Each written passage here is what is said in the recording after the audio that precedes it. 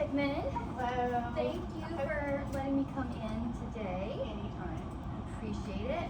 I really enjoyed your lesson. So I just kind of wanted to go over my noticings real quick.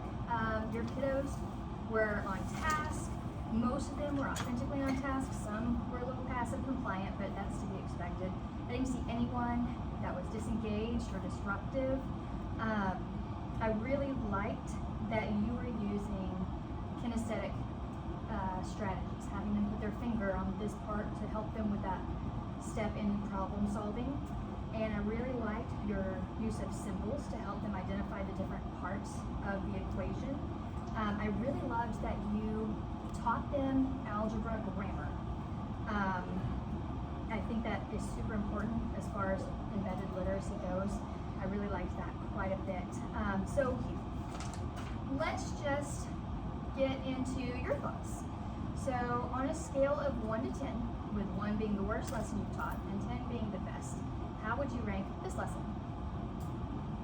Well, it was a review lesson, so it was kind of more of a, like a short, hopefully a short review where they would have had more time to practice. But I would say 3.5, 4. I would have liked to see some better things. Okay. What pleased you about the lesson? What did you like?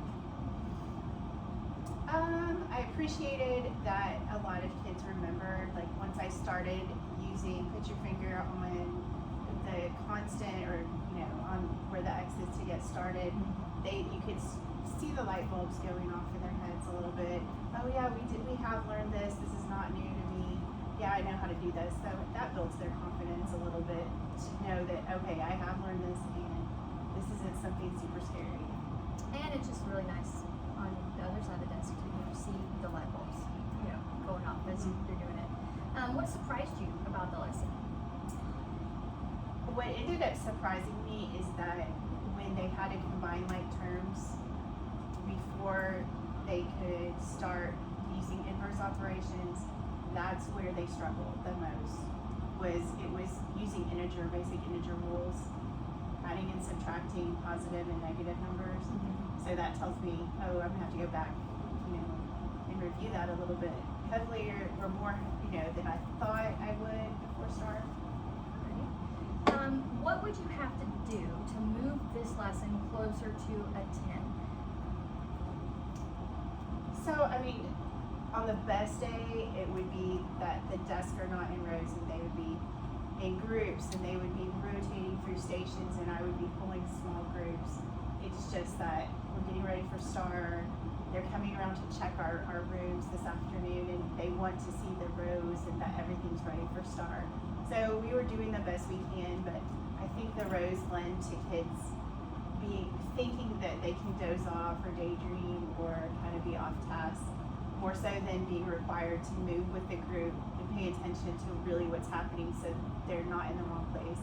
And if it's not their norm, then probably puts them a little out of sorts too. Well, thank you for. I did notice that, and I was gonna ask you about it, but I'm glad you brought that up. If that desk arrangement was different, what would your students be doing differently? I know you mentioned small group and things like that. So I would like to have not had them do the same thing all at once, the same activity. That might have been just an activity that I did with just 5 or 6 kids, and then they could be, playing a vocabulary game or playing a computer game or doing something on the computer, watching a video to hear how to do the skill in a different way. Maybe just drawing a picture or them, making their own kind of review sheet. Those are all really great ideas. How would we measure that change? Like if that change were made, how would you measure their concept attainment if they're all doing different activities? So I think I'm doing the same. So they ended up, after we left, doing an exit ticket that was 10 questions on the same skill.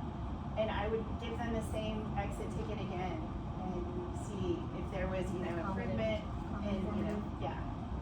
Excellent.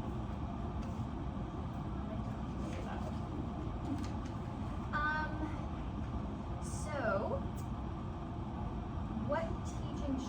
strategy would you embed if the desks were still in rows because of just the logistics of what's going on? You have to have them in rows. Is there anything that you could change to move the needle with the desks as they are? Because that does seem to be a sticking point that you really can't get around today. You know, you could always have the kids move and rotate through the desk. You could do, That's a great you idea. know, an activity where, okay, you have one problem at each desk, and they scoot from desk to desk in a certain amount of time to complete questions.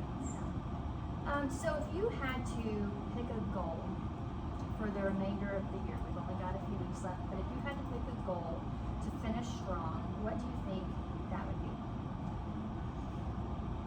As far as like with the topic or just with It could be instructionally, it could be classroom management, any aspect, time management, parent contacts, anything in the realm of your responsibilities here. I think instructionally it would be for the kids to stay engaged, and when they come into class, they already know they're going to have some kind of expectation as far as work, but to not already be shut down when they come in, you know, not have that mindset that, okay, I'm done, I took the STAR test, done, there's nothing else to learn about math. So I think that would be I think that's something that I would. That's definitely that end of STAR fatigue when all the kids get the don't wants. They don't want to do at least one. If you could hit that goal, how would it impact you? I mean, as far as personally, it would impact my stress level. But you know, it would impact just my attitude towards the kids, and being more relaxed in the classroom and not being on guard and watching so carefully for misbehaviors, and you know, just to be. I would love to be more positive at the end of the year. Well, there's definitely that correlation between classroom behavior and achievement. You know, if they're misbehaving, they're not going to achieve at this quite the same level, not without a lot of intervention. So what is the ideal outcome? Like, what percentage of engagement would you like to see for this goal? I mean, obviously 100%, but you know, even on a day, you know, where it's Friday and they're done, 90 and above % engagement.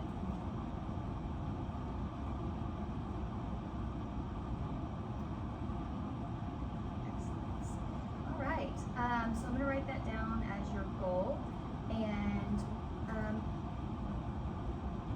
one more question before we finish up. On a scale of 1 to 5, how committed are you to this goal of 90+% engagement?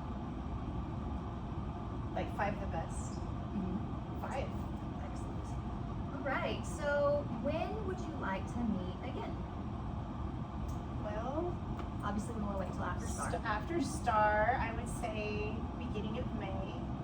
I'm looking at the calendar, just maybe to revisit what I've said, and you know, have like, it's nice to be able to tell someone this is what my goal is, because if it's just my personal goal that's not shared, is it really going to happen? Yeah. You know, so you know, just to say, okay, let's revisit this. This I'm is happy what to be your accountability I would partner. love it. Yes. So yeah, hey, this is what we're planning. Let's get this going.